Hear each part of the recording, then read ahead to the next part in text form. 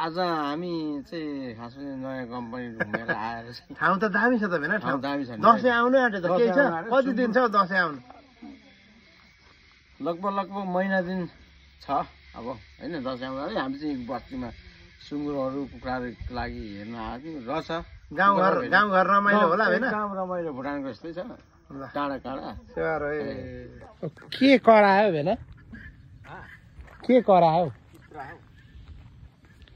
आज यसो फ्रेस हुनको लागि बौलिङ्गिन सिटीदेखि निकै टाढो नि भेना यो त्यस्तै 5.5 मिनट तर फ्रेस त भयो नि त 40 मिनट जस्तो लाग्छ। ल रेस्ट रुम जाने बोरा प्याज कहाँ देखेँ भने प्याज खै कहाँ छ गाडी बनाउँछ होला हौ अस्ति सफा गरिसकेको यो एउटा प्लास्टिक चाहिँ ढुक्कै राख्नु नि यहाँ प्लास्टिक माथि राख्नुहुन्थ्यो सेवारै भेना सेवारै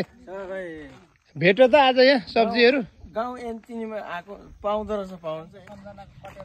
ओहो भुटान कुन ठाउँको भेना यो खमारे ब्लक आमाको हमारे ब्लक बिन्दु गाउँ ल यस्तो हामी बसेको ठाउँदेखि यसो 20-25 मिनटमा हामी चाहिँ माथि डाँडाघारे डाँडाघारे माइलाकोमा यसो यता मकै भेना पाकै छ त हौ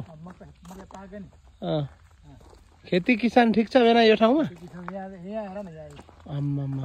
अर्ग्यानिक चिसो चिसै है फ्रेस आज चाहिँ बस्तीमा नाना भेनाहरूसँग डुल्नको लागि फ्रेस भइरहेछ सम्पूर्णलाई सेवा है त भेना।